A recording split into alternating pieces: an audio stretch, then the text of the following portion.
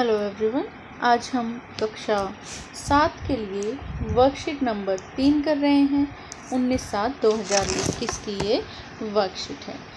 हम कार्यपत्रक संख्या 3 करेंगे दिनांक 19/7/2021 की 7वीं कक्षा के लिए, जहां पर आपको सिंपल अलजेब्राइक एक्सप्रेशंस कुछ बनाने बताए गए हैं। अब देखिए यहाँ पर ये क्या कहता है। वेरिएबल्स अलाउ अस, जो वेरिएबल्स होते हैं, वेरिएबल्स क्या होते हैं? वेरिएबल्स जो हम नंबर A, B, C इस तरह से लिख देते हैं या X, Y, Z इस तरह लिखते हैं, वो हमारे वेरिएबल होते हैं। Variable allow us to express relation in any practical situation and many common rules and properties of geometry. Geometry के यानी कि आपके रेखा गणित जो होता है, एक चर जो है किसी भी व्यवहारिक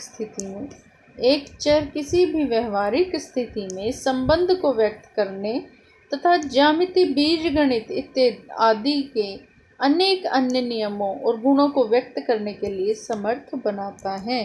किस तरह से आप समझेंगे। फिर ये कहता है चर शब्द का अर्थ है कोई वस्तु जो विचरण कर सके अर्थात बदल सके। चर शब्द का अर्थ क्या होगा? कोई भी ऐसी वस्तु जो विचरण कर सके, बदल सके, और मैथ में इसका मतलब है कि उसकी वैल्यू बदल सके। एक चर का मान निश्चित नहीं होता, हम इसे किसी भी अक्षर X, Y, Z इत्यादि से व्यक्त कर सकते हैं।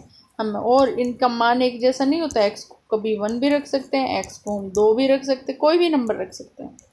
ठीक है। ऐसे ही इंग्लिश में ये बताता है कि variable is not fixed, variable fix नहीं होता। It is something that can very, जो चेंज कर सकते हैं हम, जो डिफरेंट वैल्यूज हो सकती हैं। Variables are generally represented by X, Y, Z and etcetera. अब इसके बाद ये हमारे वेरिएबल्स होते हैं। वेरिएबल्स क्या होते हैं? जिनकी वैल्यू चेंज हो सकती है। X, Y, Z, A, B, C इस तरह से हम इन्हें लिखते हैं। और यहाँ पर आपको क्या कहता है? वेरिएबल को हिंदी में हम क्या बोलते हैं? चर संख्याएं। उसके बाद आपके पास यहाँ पर कंप्लीट द पैटर्न दिया गया है, और पैटर्न को कंप्लीट करने के लिए आपके पास क्या होगा? ध्यान से ऑब्जर्व करना पड़ेगा आपको पैटर्न को। और यहाँ पैटर्न में क्या दिया है? सबसे पहले एक ट्रायंगल दिया है, फिर आपके पास फर्स्ट जो सबसे नीचे आपके पास रो है, एक ट्रायंगल, फिर 2 ट्रायंगल, देन फर्स्ट 1, 2 और थर्ड में 3 ट्रायंगल। तो इसी तरह से इंक्रीज होता जा रहा है। तो नेक्स्ट पैटर्न क्या बन जाएगा? एक ट्रायंगल, फिर आपके पास 2 ट्रायंगल बनेंगे,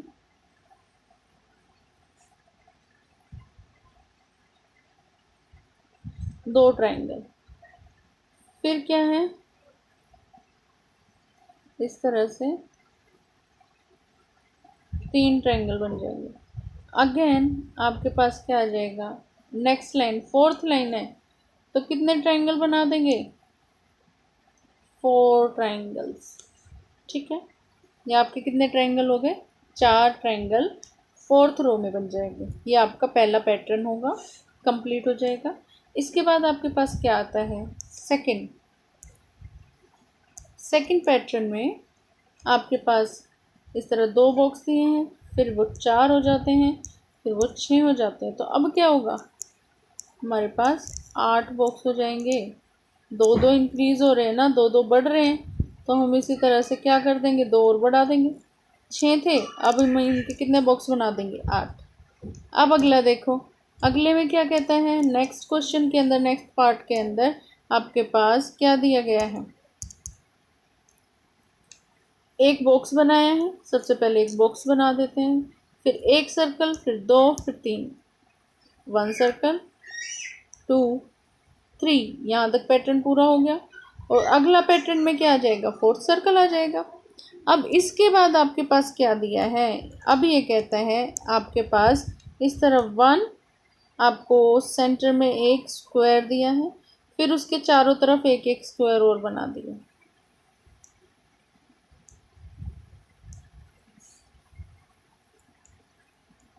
और फिर नेक्स्ट में क्या है?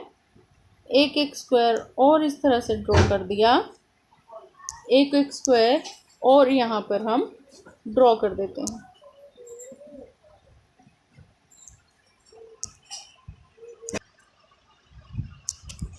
अब इस तरह से जब एक एक सर्कल, एक एक स्क्वायर आपको ड्रॉ करना है, ये आपका गिवन पैटर्न तो कंप्लीट हो जाता है। लेकिन हमें नेक्स्ट पैटर्न ड्रॉ करना है तो हम वहाँ पर एक एक स्क्वायर और ऐड कर देंगे जहाँ पर स्क्वायर ऐड होते हैं। तो इस तरह से हमारे क्या हो जाएगा, ड्रॉ हो जाएगा, पैटर्न कंप्लीट हो जाएगा। ठीक है, सेम हिंदी मीडियम में है, वहाँ भी आपको इसी तरह पैटर्न को कंप्लीट करना है। देखिए कैसे।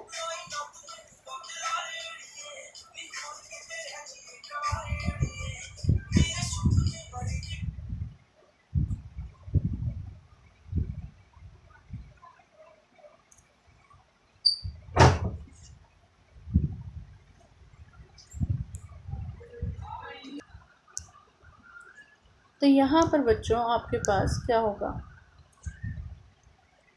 ये पैटर्न सेम रहेगा। देखिए, इन पैटर्न को हमने क्या कर दिया, पूरा कर दिया।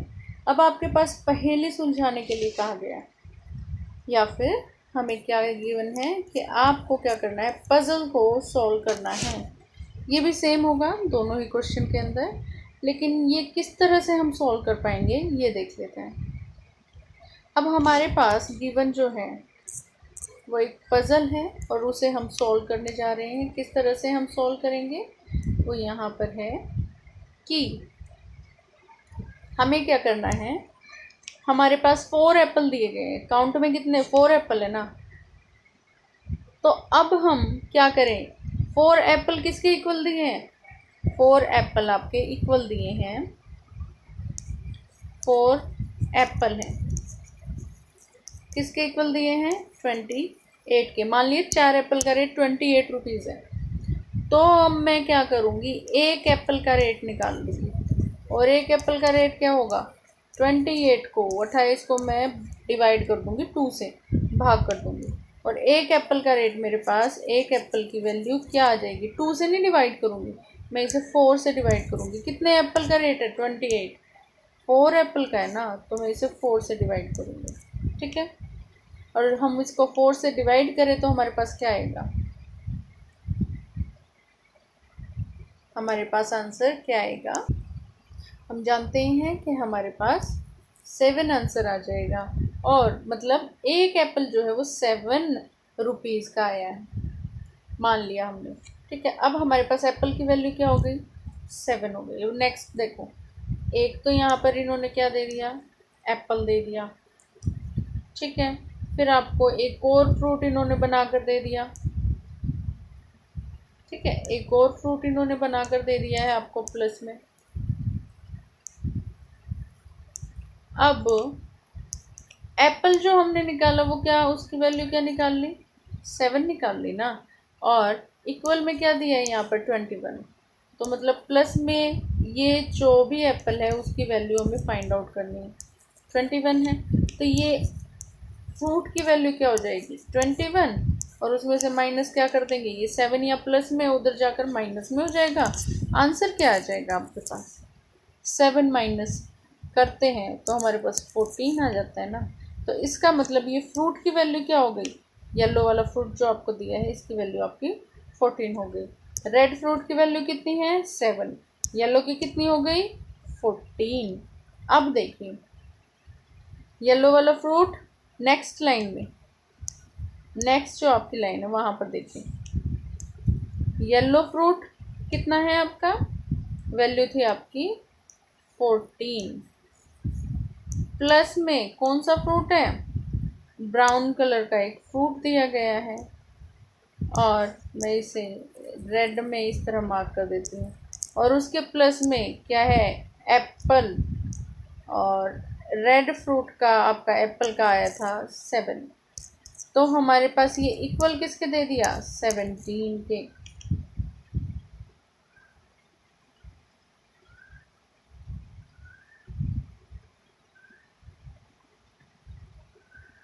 वन सेकेंड, यहाँ पर आपको जो दिया है सेकंड वाला पार्ट जो दिया है, यहाँ पर आपको जो ये स्टार लगा कर दिया है, ये मल्टीप्लिकेशन का साइन होता है, मल्टीप्लाई करना होता है हमें यहाँ। तो एप्पल हमारा 7 का आया था, 7 मल्टीप्लाई जो हमारा येलो कलर का फ्रूट है वो 21 के इक्वल दिया है। तो ये फ्रूट की वैल्यू क्या हो जाएगी, 21 डिवाइड बाय 7 हो जाएगी। यहाँ मल्टीप्लाई में तो यहाँ आकर क्या होगा, डिवाइड हो जाएगा, और ये किसके इक्वल आएगा, 3 के इक्वल आ जाएगा। किसके इक्वल आ जाएगा, 3 के इक्वल। अब हमारे पास इसका 3 के इक्वल आने के बाद हम क्या करेंगे, एक हमारा येलो वाला फ्रूट आ गया 3, फिर हमें एक फ्रूट की वैल्यू निकालनी है, और हमारे पास एप्पल कितना था, एप्पल वो 7, और ये किसके इक्वल दिए गए हैं। अब इनकी वैल्यूज़ निकालने के लिए अब आपको ये भी जानना ज़रूरी होगा कि यहाँ पर आपको येलो एप्पल, येलो आपको जो फ्रूट दिया है वो आपके पास 3 आ गया, और उसके मल्टीप्लाई में एक फ्रूट आ गया, फिर माइनस में एप्पल 7 आ गया, इक्वल टू क्या दिया है, 17 दिया। अब आपको क्या करना होगा,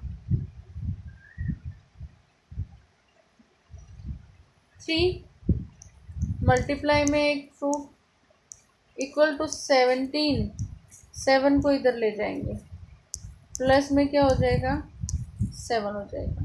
ठीक है, आप इनको ऐड करेंगे, 3 इंटू आपको निकालना है इस फ्रूट की वैल्यू, और 17 प्लस 7 क्या हो जाएगा, 17 प्लस 7 आपका 22 आ जाएगा। अब आपको क्या करना है, ये फ्रूट की वैल्यू मतलब क्या होगी, 22/7 हो गई।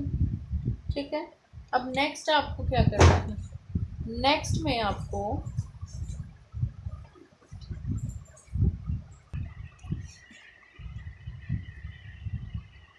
अब यहाँ पर आप नेक्स्ट पार्ट में क्या करेंगे, इन सब को यहाँ मल्टीप्लाई का साइन दिया, स्टार बना के दिया, ये प्लस दिया और ये माइनस दिया, इनकी वैल्यूज़ को यहाँ रखेंगे, जिस जिस फ्रूट की जो वैल्यू आ जाएगी, और उसको सॉल्व करके आंसर को फाइंड आउट करेंगे। ये आपकी पजल थी।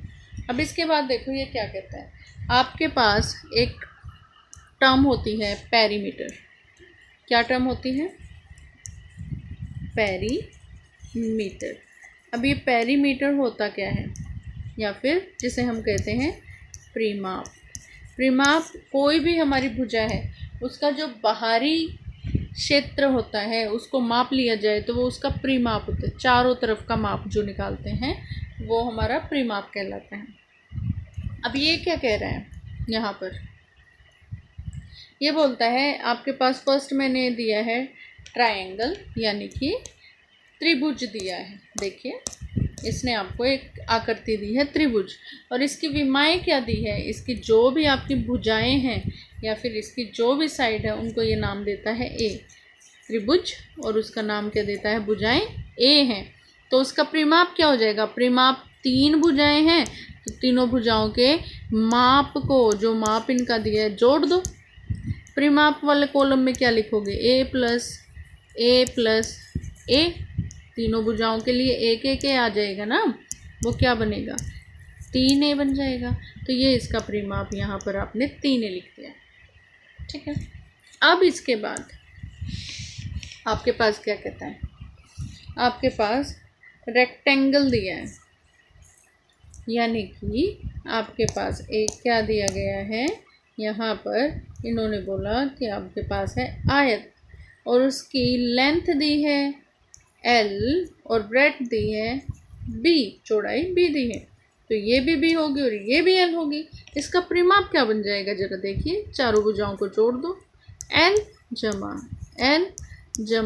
B जमा B, क्या बना, 2L जमा 2B, और ये किसके बराबर हो गए, 2 तो बाहर ले लिया कॉमन, L जमा B के, तो ये क्या आ गया, इसका परिमाप या फिर पेरीमीटर आ जाएगा। इसके बाद देखो वर्ग यानी कि स्क्वायर, और स्क्वायर के अंदर क्या होगा, 4 बराबर भुजाएं होती हैं स्क्वायर की, और हर एक भुजा इन्होंने क्या बोला है, S नाम दे दिया है। अब क्या करोगे, चारों भुजाओं को ऐड कर दो, परिमाप ही तो निकालना है, पेरीमीटर तो निकालना है हमें।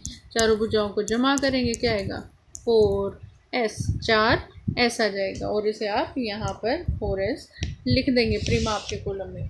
फिर वृत्त है, वृत्त क्या है r, और वृत्त का परिमाप क्या होता है, वृत्त का परिमाप आपका पेरीमीटर आपको फाइंड आउट करना है। तो यहाँ पर बच्चों आपके पास अगला जो सर्कल दिया है, सर्कल के अंदर आपका परिमाप क्या बन जाएगा, सर्कल का आपका परिमाप या पेरीमीटर जो होगा वो होगा 2πr। इसके बाद आपके पास इन्होंने षटकोण दिया है, यानी कि आपको क्या दिया गया है, 6 भुजाओं की एक आकृति दी है, जिसे हम क्या कह देते हैं, षटकोण कह देते हैं, या फिर हेक्सागन बोलते हैं। और हेक्सागन की हर एक साइड कितनी दी गई है, t दी गई है। अब अगर मैं इसका परिमाप या पेरीमीटर निकाल लूँ तो वो क्या आ जाएगा, 60 नहीं आ जाएगा, 6 भुजाएं हैं तो 60 हो जाएगा, और इसका परिमाप हमारा 60 होगा।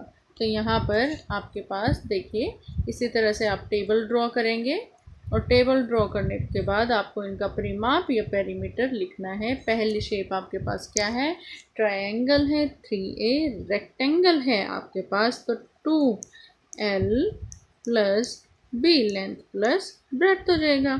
स्क्वायर है तो स्क्वायर की 4s परिमाप होगा या फिर पेरीमीटर होगा।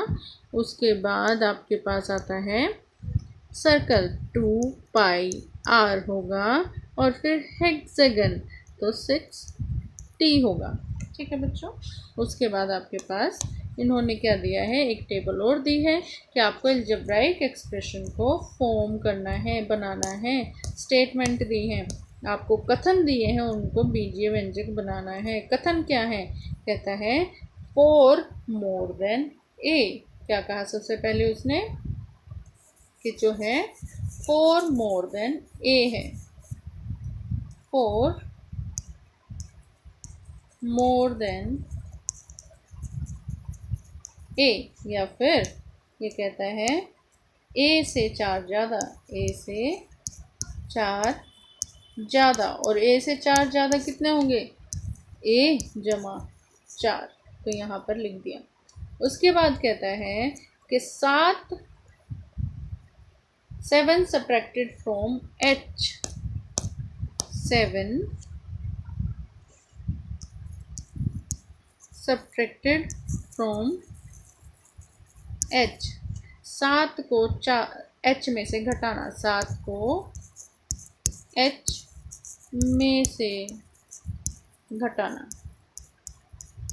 किस में से घटाना, h में से, तो वो क्या दे देगा आपको h-7, क्या आ जाएगा यहाँ पर h-7। अगला j को 4 से गुणा करना, multiply j with 4, multiply j by 4, तो क्या बनेगा, ये 4j बन जाएगा।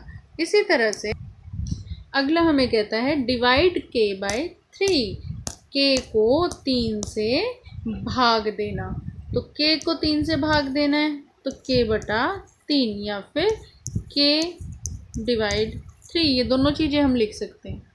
ठीक है, दोनों ही सेम चीज़ें होंगी। अब इसके बाद बोलता है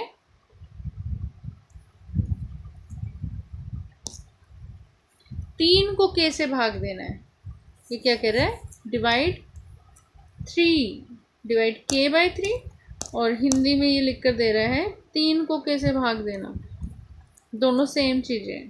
ठीक है, उसके बाद आपको कहता है twice the sum of u and 2, u और 2 का सम का क्या करना है, ट्वाइस करना है, यानी कि u और 2 को जोड़कर उसका दुगना करो। पहले हम क्या करेंगे, u और t को जोड़ देंगे, u प्लस 2 कर देंगे, और उसका भी दुगना कर देंगे, उसको मल्टीप्लाई बाय 2 कर देंगे। आफ्टर दैट हम क्या करेंगे, लिखा है t में से 10 घटाना, t में से क्या करना है, 10 घटाना है, सब्ट्रैक्ट 10 फ्रॉम t, तो हम 10 में से क्या घटा दें, t को घटा दें। हमें 10 फ्रॉम टी माइनस करना है, तो हम क्या करेंगे, टी में से 10 को माइनस कर देंगे, टी माइनस 10 कर देंगे। ये आपका यहाँ पर सॉल्यूशन होगा इस कॉलम के लिए। फोर्थ जो क्वेश्चन दिया था, अब आपको कहता है select the correct value of variable. आपको क्या करना है, चर के सही मान का चयन करना है, और दोनों का आंसर सेम होगा, दोनों ही टेबल्स का, तो आप क्विकली इसे समझ लें। यहाँ पर आपको क्या दिया है, फर्स्ट पार्ट में क्या दिया है, t minus 8 is equal to 0 दिया है, और यहाँ पर सेकंड वाले संभावित उत्तर या फिर क्या आंसर इसके हो सकते हैं आपको दिए गए हैं।